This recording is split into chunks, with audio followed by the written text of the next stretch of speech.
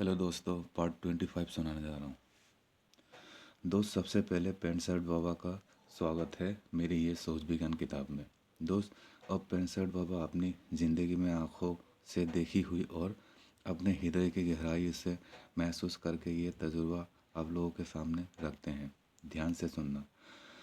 दोस्त, अपना काम जितने लोगों ने भी खोल रखा है, सबके सब अपराध कर रहा है। अपराध करने का बजाय पैसा। आज दोस्त, पैसा इतना कीमती हो गया है, पैसा के पीछे इंसान अपनों का खून भी कर डालते हैं। जैसे कि किसान को भी जल्दी पैसा चाहिए, जिसके कारण अनाज फल फूलों में जल्दी बड़ा होने वाला दवाई डाल के उन पेड़ों को जल्दी बड़ा किया जाता है, और उनसे निकला फल में कहाँ से जान आएगा। दोस्त, हर चीज़ का एक समय होता है, लेकिन समय से पहले पैसा के लिए जो चीज़ तैयार किया जाता है, उन चीज़ों में कोई जान नहीं होता है, और बल्कि उन चीज़ों को खा के हम कमज़ोर और बीमार हो सकते हैं। और इसी में ही डॉक्टरों की मौज। डॉक्टर इन बीमारियों के नाम पर ढेर सारा पैसे कमाता है। दोस्त, भारत देश में कुछ डॉक्टर ऐसे भी हैं जिन्हें अच्छा ज्ञान और तजुर्बा है, और दोस्त जो अच्छे काम कर रहे हैं उनको मैं सलाम करता हूँ। लेकिन कुछ इंसान डॉक्टर के नाम पे कलंक है। जैसे कि हमारे भारत देश में हर जगह, गांव हो या शहर, हर जगह छोटे छोटे गलियों में बंगाली डॉक्टर फेमस है। इनको डिग्री पता नहीं कौन देता है। दोस्त, बचपन में मेरी माँ भी इनका शिकार बना और हम बच्चों की ज़िंदगी बर्बाद हो गया। दोस्त, पैसा कमाने के पीछे ये इतना पागल हो जाते हैं, इन्हें ये भी दिखाई नहीं देता है अगर हम मरीज को ठीक नहीं कर पाएंगे तो उनके बच्चों की ज़िंदगी बर्बाद हो जाएगा। उन्हें उससे कोई मतलब नहीं, वो सिर्फ अपने कमाई के चक्कर में रहता है। दोस्त, मेरी माँ को कुछ लेडीज़ बीमारी था, जिसके कारण किसी पड़ोसी लेडीज़ ने उन्हें दवाई लिख के दिया था मेरे बड़े भाई के हाथ में, और वो दवाई भाई ने माँ को ला के दिया। दोस्त, मेरी माँ बहुत ही समझदार थी, लेकिन पता नहीं इतना समझदार होने के बावजूद भी उन्होंने 2 या 4 गोली खाना चाहिए था, लेकिन उन्होंने सारे ही गोली खा लिया था। मुझे अब लगता है शायद वो अपने ज़िंदगी से परेशान थी।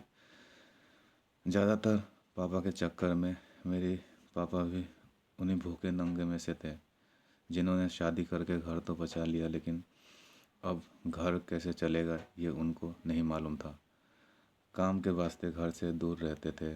6 महीना साल में कभी घर का मुंह देखते थे। पता नहीं क्या वो कमाते थे और क्या वो बचाते थे।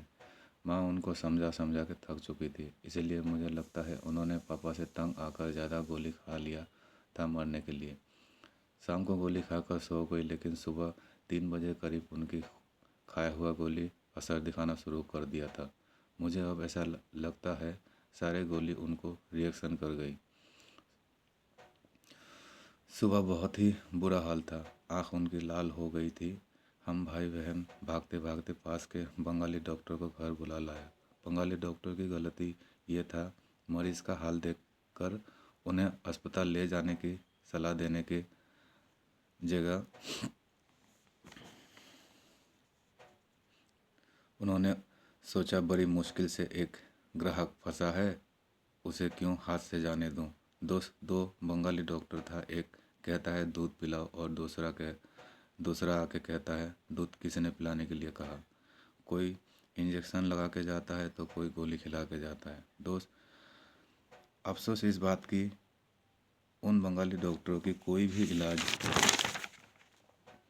काम नहीं कर रहा था। माँ की हालत और ज़्यादा बिगड़ते ही जा रहा था, लेकिन डॉक्टर अपने कमाई के चक्कर में कभी पापा को कहता है इसका फीस दो, ये दवाई वहाँ से मंगवाओ।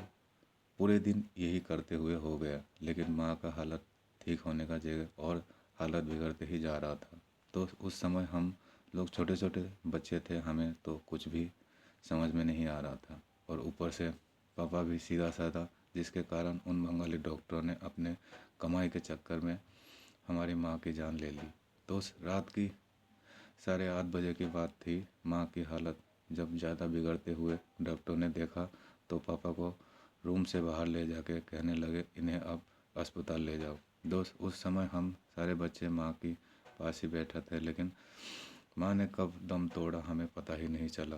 कुछ देर बाद पापा अंदर आता है और माँ को देखते ही वो भी बेहोश हो जाता है। पास के लोगों ने माँ के हाथ पैर सहलाए, पर माँ हमें छोड़कर बहुत दूर जा चुकी थी। दो छोटे छोटे बच्चों की जीवन माँ बिना अधूरा है। माँ वो होती है, माँ अपने बच्चों को हर बला से दूर रखती है। अगर कोई बला आ भी जाए तो माँ उस सबसे पहले अपने ऊपर ले लेती है, पर बच्चे पर कोई आस नहीं आने देती है। लेकिन दोस्त, जिन बच्चों की बचपन से ही माँ नहीं होता है, उन बच्चों को हर आंधी तूफान और हर बला का सामना खुद ही करना पड़ता है। दोस्त, माँ ख़त्म होने के बाद हमारी ज़िंदगी में ऐसा तूफान आया, उस तूफान में बाकी सारे तो घर में ही रह गया, लेकिन मैं उड़ गया घर से बहुत दूर। दोस्त, मेरी माँ ही मेरे लिए सब कुछ था। माँ हमें सारे माँ हमें छोड़ के चली गई तो मेरी भी घर में मन नहीं लगता था, और ऊपर से बड़े भाई का शासन आ गया। माँ मरते ही भाई अपनी तरीक़ा से शासन चलाना शुरू किया।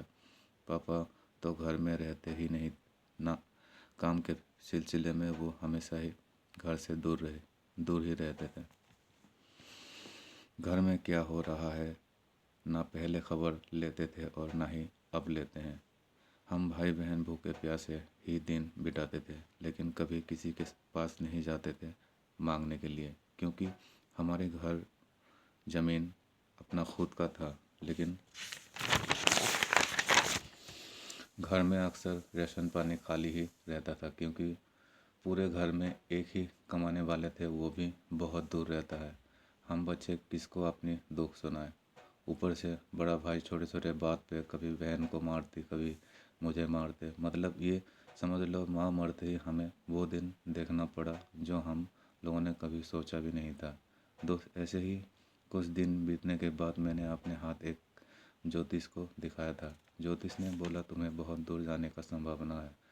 इससे अगर तुम्हें बचना है तो 21 शनिवार व्रत रखना है और शाम को पीपल के पेड़ के नीचे एक दिया जलाना है। ये व्रत कम से कम 6 महीने तक करना पड़ेगा, तभी तुम्हारी उद्धार होगा।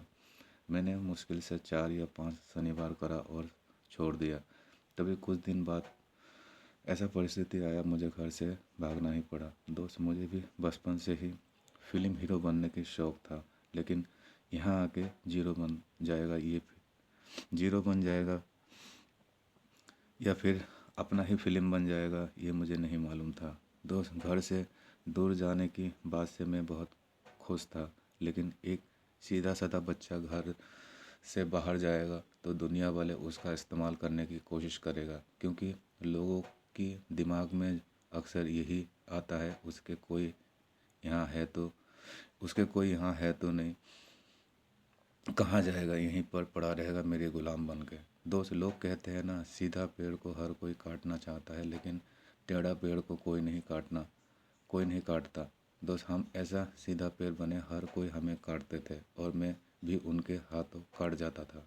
लेकिन कोई कहता है ना, जिसका कोई नहीं उसका ऊपर वाला है। दोस्त, शहर जाने के बाद भी मैंने कभी अपने दुख दर्द मजबूरी किसी के सामने नहीं बोलता था। मैं तो सिर्फ ऊपर वाले को ही अपने दुख दर्द मजबूरी बताता था। कभी किसी के सामने हाथ नहीं फैलाया और ना ही रोया। मैं तो दोस्त कभी रोता भी हूँ तो सिर्फ ऊपर वाले के सामने, और मेरी काफ़ी हद तक वो मदद भी करते। भगवान भगवान दोस्त अपने भगवान दोस्त हमने आज तक नहीं देखा, लेकिन वो कहीं ना कहीं है, एहसास करवाता है। दोस्त, मैं कभी सोचता हूँ, इस संसार में सबके पास माँ है, लेकिन इस संसार में कुछ ही बदनसीब बच्चे होते हैं जिनके माँ नहीं होते हैं। दोस्त, ऐसे तो मैं भुला के चलता हूँ, लेकिन जब भी किसी और बच्चे को उनके माँ उनसे प्यार करते हुए देखता था, तब मुझे अपनी माँ याद ज़्यादा सताने लगता था। उस समय मैं चाहकर भी अपने आंसू नहीं रोक पाता था, और मैं ऐसे जगह से खुद को दूर कर लेता था ताकि मेरी दुख दर्द कुछ कम हो जाए। दोस्त, मेरी माँ अक्सर ये कहती थी, मेरा सगा भाई मेरी शादी में मुझे ये कह के भेजा है, 2-4 साल बाद 2 आगे और 2 पीछे बच्चे लटका के ले आना।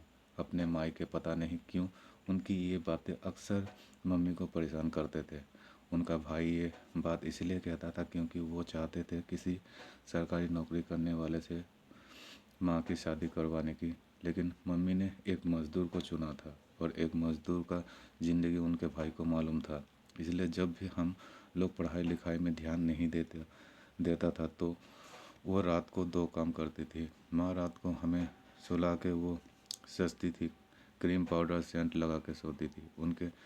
उनको देखने से ऐसा लगता था वो पापा को बहुत मिस करती थी, लेकिन पापा उनके दिल की भावनाओं को कभी समझ ही नहीं पाया। और दूसरा काम ये करती थी, रात को हमें खाना खिला पिला के सुला के वो घर के दूसरा कमरे में बंद करके चिल्ला चिल्ला के रोती थी। जब दोस्त माँ रो रही तो हम भी अपने बिस्तर में ही रो रो के सो जाते थे। दोस्त मैं भी शहर आके 20 साल गुजार दिया, लेकिन हीरो बनने की जगह यहाँ जीरो बन गया। और यहाँ भी मेरे सामने ऐसा ऐसा हादसा होता है जिसे देखकर मैं ना लिखूं तो भी मुझे चैन नहीं पड़ता था। Part 25 complete, part 26 next part में। थैंक यू, शेयर ज़रूर करना।